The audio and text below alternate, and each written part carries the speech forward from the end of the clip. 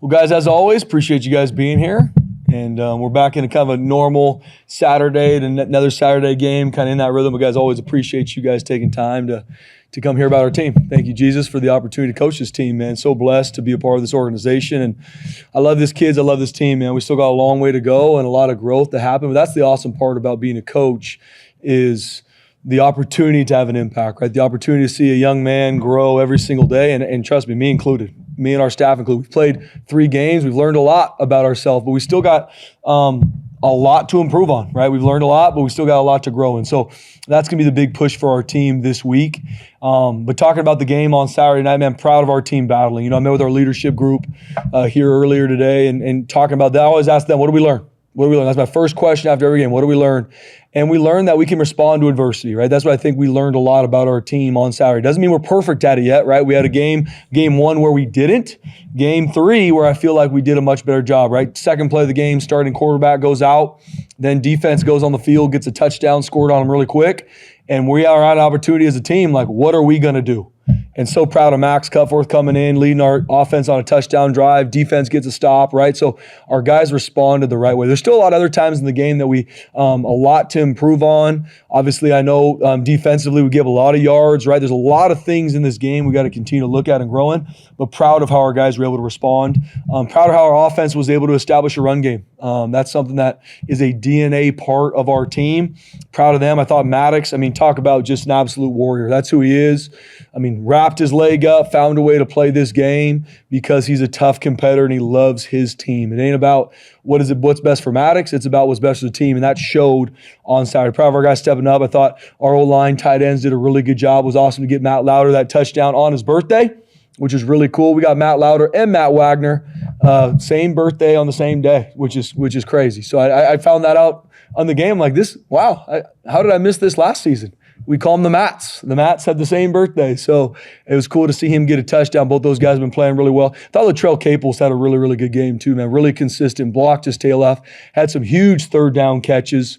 Just really proud of his leadership too and where he's continued to grow too. Obviously, running back wise, all 3 of them played really well. Dylan Riley, no one deserves it more. At the end of the day, practices his tail off, man. Practices his tail off, and for him to be able to be explosive the way he is. And once again, that's a product of also the offensive line, tight ends, receivers doing a really good job getting him free. But so proud of Dylan. I thought Malik inside both played really well too. So we got a really good problem on our hands to be able to continue to figure out the touches and who we're going to get the ball to, because all 3 of them have done a really good job. Defensively, although we gave up a lot of yards, way too many points, all those things, and I'm with everybody saying that, they played really, really hard. And when I watched the game on live and then watched it on the airplane coming back, proud of the effort and mentality our defense played with. Hats off to Air Force. They gave us a lot of different looks. There's some things we messed up schematically. We need to have better adjustments, and we didn't. That's on us as coaches. But our guys played really, really hard. Now we just got to make sure we're consistent to do our job every single snap. Gave up way too many 3rd and longs against the team that honestly is really hard to get into 3rd and long, and we lost those as a defense, which then led to long drives and obviously touchdown scores. But our guys played really, really hard. Ty Benefield, Marco Notarini played extremely hard, very productive, played their tail off. I thought our front played really well too. Hats off to Braxton Feely and Jaden Virgin Morgan. Those 2 guys were war daddies on Saturday night, and we needed them to be. And proud of Bowen Phelps coming in and playing a huge role for our defense on Saturday night and did a really good job. So, and looking at special teams, Colton Boomer, I don't know, how many kicks? We have 8? I can't do the math right now, 7? And those touchbacks were deep, right? That's a huge part, man. I told our team, let's not lose sight of how impactful that is in regards to field position. We've been on the other side of it where we're covering kickoffs every single down, and obviously gave one to the house up last season. That's a huge part of field position. Oscar and our punt team doing a really good job flipping the field. Where we need to grow is our coverage units. We talked about that a week ago. I think we're close, but we got to buy into our punt return and our kickoff return and really create field position. And we didn't kick any field goals on Saturday night, but we did a really good job with PATs, which we missed one a couple weeks ago. So I'm never taking a PAT for granted either. Colton Boomer and our protection did a good job. So a lot of things to grow in from the game. Proud of how our team responded and proud of where we're growing to. We obviously got a huge opponent coming to the Blue this Saturday night, man. We're going to need Bronco Nation every bit of their juice Saturday night. I know the game's been sold out for a while, and that's a testament to our fan base. Cannot wait to get on the Blue and see them. But before even talking about App State, man, my heart hurts for the passing of Coach Clark, man. He was a alum, longtime head coach there. And he passed away a few days ago. Man, my heart goes out to his wife, his family, his kids. And I know I can only imagine. I know App State and their fan base and their coaches and players that know him are sad too. So my heart goes out to him and his family and going through this loss. App State's a really, really good football team. Coach Loggins has done a really good job, even in the short time he's been there. I mean, Coach Loggins is a longtime NFL coach, had a ton of success. I mean, their quarterback coach, Coach Peyton Manning at the Indianapolis Colts. Schematically, they are going to attack you offensively. Coach Loggins, the play caller, runs the whole thing. I mean, they're going to give you tempo, shift, motion, formation adjustments, 11, a lot of 12 too. Like, they've got a talented roster that is going to attack you offensively. And we know with a bye week, they're going to have everything for us to defend defensively. And we got to be ready for that, and we got to play really, really hard. I think their quarterback can make all the throws. I mean, they've had a couple turnovers in these games. Outside of a couple turnovers, I mean, this team should be undefeated. I mean, very talented, and we know they're going to travel really well, and they know they're hungry to come in and beat the Broncos. So think the world of what they do offensively. Defensively, play extremely hard too. Do a good job taking the ball away. I think their front seven creates a lot of chaos. Their D-line have a couple transfers in there, a couple guys that have been there that play really, really hard, create a lot of chaos. And their linebacking core, man, physical. They fit run schemes really, really well. And their secondary does a good job disguising and playing off each other, and they're going to be really, really sound. Special teams-wise, they got a returner that plays offense as well, number 15, that is explosive. I mean, one of the fastest dudes on the field, and they're going to pick their shots too. I mean, they're going to fake it. They're going to have a lot of stuff for us to defend and go against. So we got our hands full in all three phases. Like I said, Coach Loggins does a phenomenal job, especially with a bye week. I know they're going to have a lot of really good things to attack us with. And in all three phases, we got to be ready. We know they're a talented team. I believe in our team, too. It's going to be a great matchup Saturday night, and can't wait to get to work.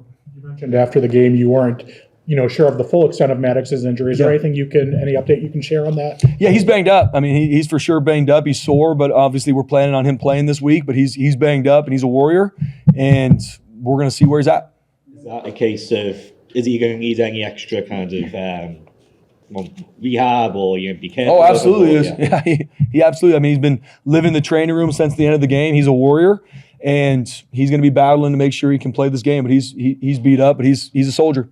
What was that few minutes like for you guys to figure that out during the game? Because Maddox is a very important part to this team, and just kind of seeing the nature of what happened probably was a scary moment there for you guys. So what was that communication like, and when did you guys figure out, Maddox is actually going to push this thing and try to do this? Yeah. I mean, second play of the game, when your quarterback goes down, especially with a lower leg injury, and it didn't look good. I mean, even looking back at the Jumbotron, I mean, it didn't look good, right? And Maddox is a tough dude. When he's in pain, he's in pain. I mean, he's one of the toughest dudes on our team. And, I mean, it was a very interesting moment for our team, because even as the head coach, trying to make sure that I keep our guys focused, but they love Maddox too. I mean, Maddox is a guy, not only because he's the starting quarterback and he's a really good player, he's a phenomenal teammate. So when he's in pain, you better believe the whole rest of his teammates are in pain and hurting for him, let alone just how's that going to affect our team on the field. Heart goes out to him going through that, right? So, and then when you go 3 and out, and then on the flip side, defense gives up a quick touchdown, and it's like, all right, Max, you're up. And I remember looking at Max before we took the field and just unflinching. He's like, I got it. That's exactly what I got it. When I'm called on, I got it. And we went out there and went on a great touchdown drive. I mean, he got smoked on a boot, popped right up, unflinched. I mean, I think that shows our fan base that we got a good backup quarterback. I think there's been a lot of question marks on if we do. I mean, we believe in Max. Obviously, I think Maddox is one of the best quarterbacks around.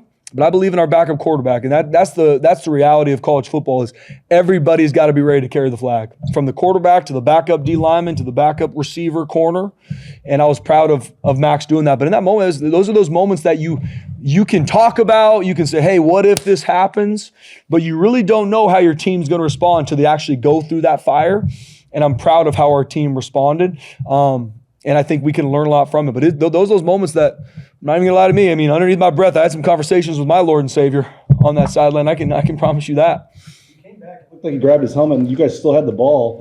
When then he went back there and started running. I mean, was he trying to prove that he was good enough to go back in, or were you wanting to let Max finish that drive? Or? Yeah, we got a lot of protocols, BJ. Obviously, our training staff does a phenomenal job. Jeremy Bush and our entire training staff. So there's a lot of protocols that it ain't just when a player says I'm ready that we got to go through. And obviously, for me, in game, going through it, I get told what happened, and then we'll keep you updated. And then right when the drive was over, I can't remember exactly when they told me that Maddox is going to be back up. I think we were on defense after the touchdown drive. But there's a lot of protocols we go through to make sure we're putting our players in a good spot.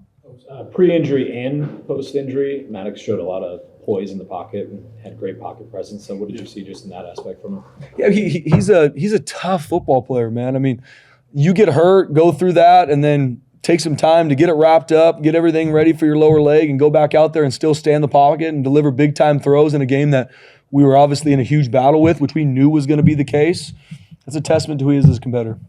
What's the plan for the running back room? And obviously it's probably going to change week to week, game to game, but even inside that, what's the working plan? Yeah, great question, Prayer. I mean, we're still working on that right now. I mean, like I said, we so proud of what Dylan was able to do on Saturday night. Like I said, I think Malik and Sy did a really good job too.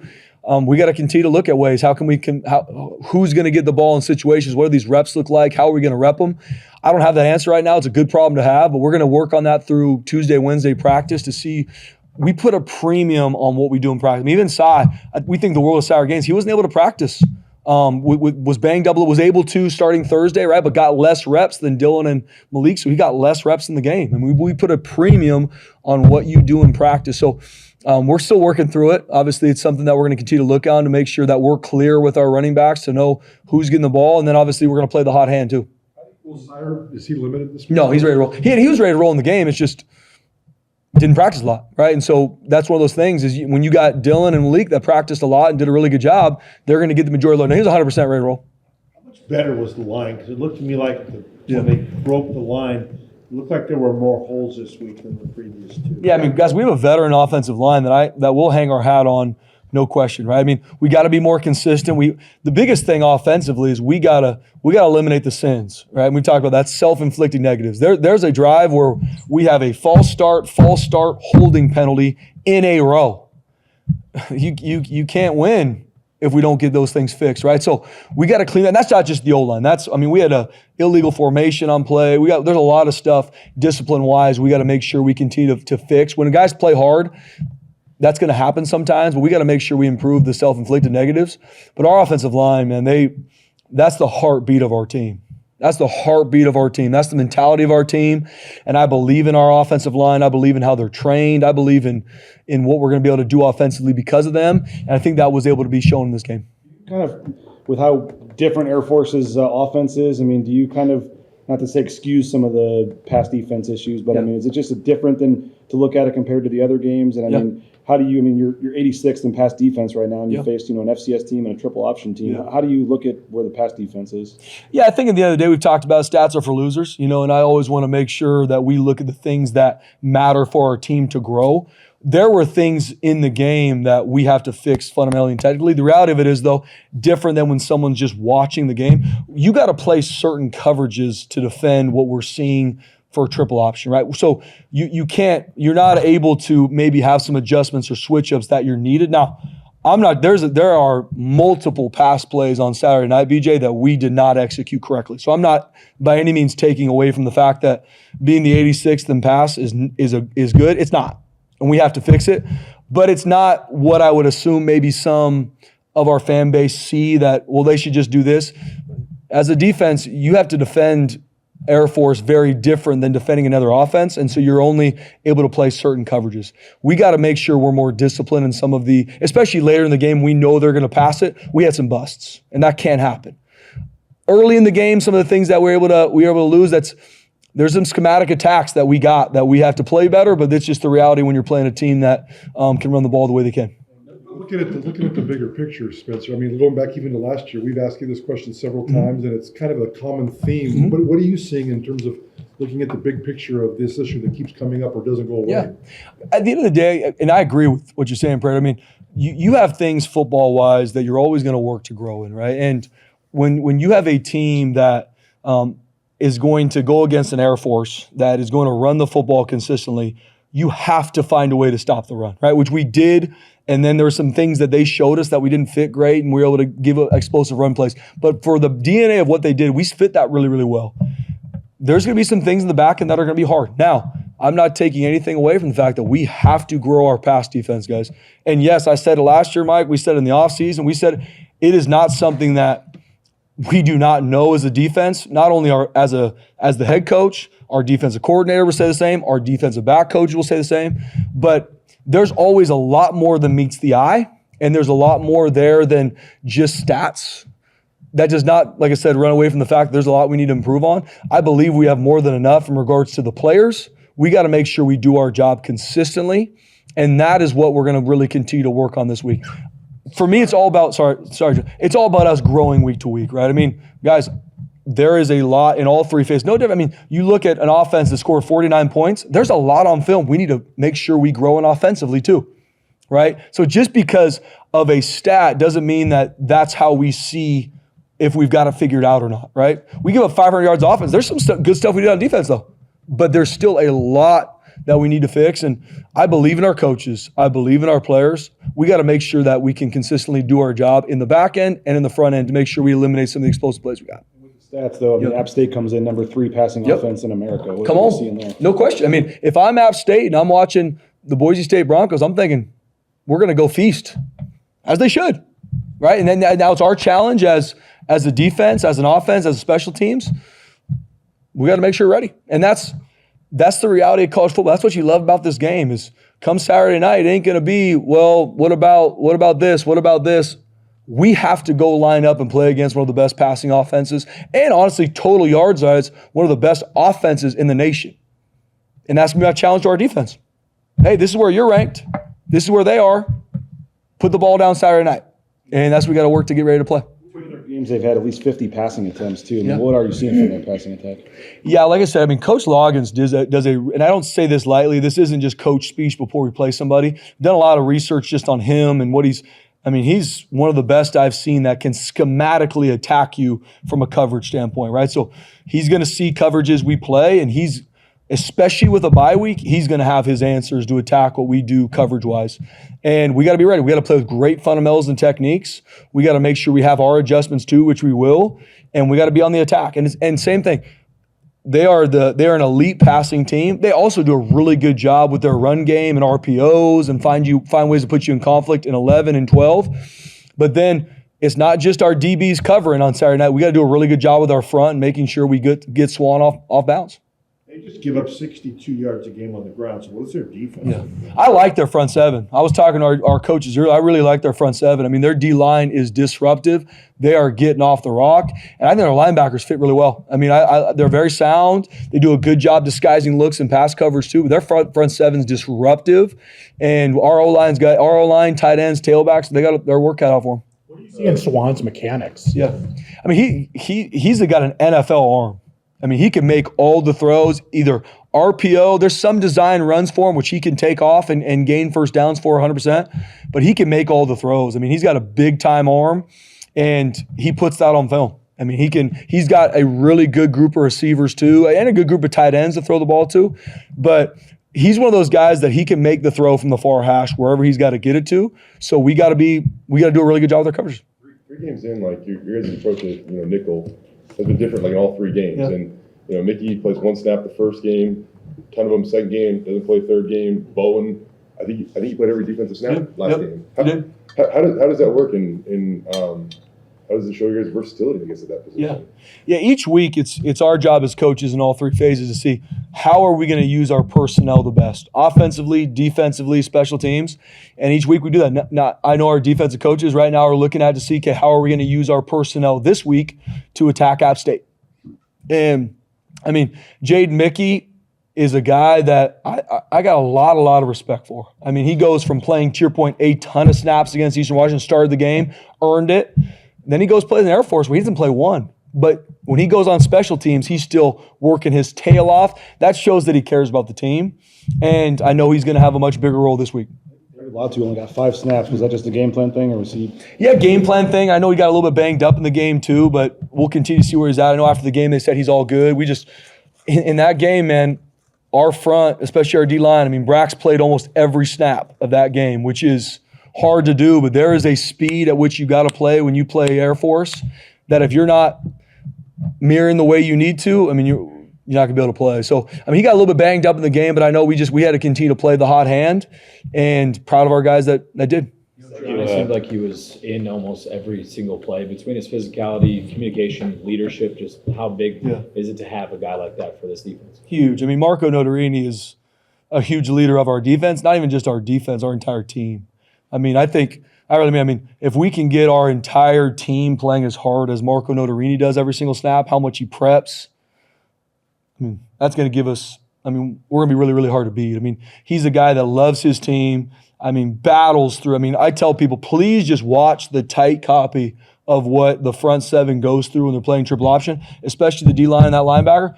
It's an absolute bloodbath out there. And he never wavered. I think he played every single down. And that's Marco, man. Loves the team. I mean, him, like I said, Ty Benefield, relentless on Saturday night. Wasn't perfect, but, man, flying around, playing with doubt. We need to continue to build. And I think we did take a step in that defensively. Speaking of Ty, some of those hits, just how excited did that make the sidelines? Oh, fired up. But, I mean, you guys kind of, I mean, how does Ty Benefield practice? Elite. That's what I tell you. Like, Marco Notarini, how does Marco practice? Elite. Like, it's not Jaden Virgin Morgan. Watch him practice. Braxton Feely. And that's my testament to our team. There's going to be, just as you grow through a season, with guys that want a bigger role, practice like that. I talk to NFL scouts about Ty Benefield. I'm like, guys, just watch him practice. And every time after practice, they're like, Coach, that dude practices at a different level. Absolutely does. And then you watch Saturday night when I'm a safety, I'm playing Air Force, and those guys are in tough situations, flying around, physical, making plays, got interception. Once again, wasn't perfect. It never is. But you solve everything with how hard you play and the mentality you play with. And that shows with Ty Benefield. You said to look at the reaction of everybody when Dylan scores. Yeah. Sorry to bring up the guy that wore 2 last year, but I do think one of his best superpowers is how much everybody on the team loved him. Yep. How do you earn that, and how much does it mean? Because it seems like Dylan has that. Yeah. I mean, it takes time. It takes a team that consistently watches you, Jay, and sees what you're about, right? And I think that obviously happened with Ashton, right, where guys saw, yeah, this guy's got a lot of hype, but he's also the one where no one's going to outwork him on Tuesday, Wednesday practice. So that built the trust, and not even just in practice. Talk about the offseason too, right? I think what Dylan's been able to do, he's only a true sophomore, right? What he was able to do as a true freshman, how he was able to work this offseason, and then go through the horrific time of losing his father and still come back in the summertime, train, run decks, never miss a day of fall camp. His team was like, oh yeah, that's one of our dudes. We got his back. And so when he scored, he's a team guy. And I can say the same for Saturday Gaines. I can say the same for Malik Sherrod. Like, our guys see what they do and how they're all in. And so when they score, you can't wait to celebrate with them because they know you love them, they love you. And that's what I talked to our team Friday night about, was the foundation of Boise State is the brotherhood. Every person I've ever talked to that's an alum of this football program says, what makes Boise State different is the brotherhood. Not the facilities, the blue field, the other, like, it's that. And that's what Dylan Riley shows, Sarah Gaines, Malik Sherrod, some of the other guys we've been talking about, is they pour into this foundation, which is the team. What do you make of the new helmets for this week? Yeah, it took me a while painting them, BJ. I was homeschooled, so I can do that kind of stuff, but no, I mean, I think it's awesome, man. I mean, when we showed it to the team, I don't know, Coach showed them a couple weeks ago, they got fired up, which for me, anything to get our players having some fun and getting fired up gets me excited. But I think they're awesome. I mean, especially just a testament to the state, which we really believe that the blue is the front door to this state. I think it's awesome. I know a bunch of our players are going to want them. I'm sure a bunch of supporters are going to want them. And I'm also fired up that we're in all blue. How familiar were you with Armando Villarreal's work before all this? Not at all. Yeah, not at all. But whatever he's done to date, he's done a phenomenal job with his helmet. And I get asked, like, I had nothing to do with this helmet. I'll make sure everybody's clear. They showed it to me and I said, that looks cool. And then I moved on, right? I got a lot of great staff that do a lot of amazing things so we can focus on what we're doing. And that was a phenomenal idea. But I can take absolutely zero credit for any of it. The 208 logo too with the Bronco in the middle. Yes. You like that? Awesome. No, I mean, when they first showed it, even looking at the pictures, it was awesome. And then when I saw it in real time, when they were able to give us an actual replica of it, I mean, that's one of the, I'm going to go on a limb and say it's the best helmet in college football. And I don't know if a lot of people will debate that with me. They can. You can email Jeremiah Dickey at boisestate.edu, but it's big time. Did you guys switch to taking Mondays off? No, we Sundays. Yep. Today's a work day for us. Yep. It's Sundays for our players are off. Yep. Same as last season. Dylan Riley, I mean, is he RB1 now? Maybe not to the effect that the guy was last year, but there was a clear order with the backfield last year. Yeah. Has Dylan Riley kind of separated himself like he's the focal point of this offense?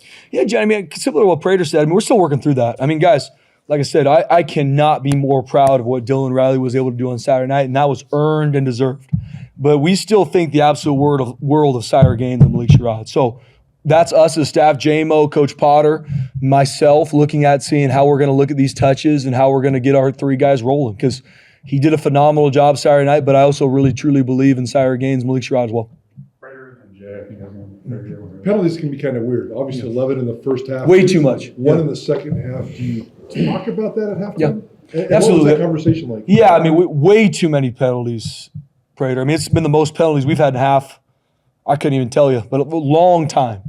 And just like anything, we got to fix them. Especially the ones that we have to make sure are the pre-snap penalties, right? The false starts, some of those things like can't happen. Some of them are bang that we got to teach better, right? Roughing the passer or not. Like those are things we got to make sure we teach. But our guys are playing hard. I'm not ever really overly frustrated with those. We got to teach it and make sure they don't happen. But the pre-snap penalties are the ones that kill you. And obviously the personal fouls. We didn't really have any true personal fouls that show a complete lack of discipline like we've had game one.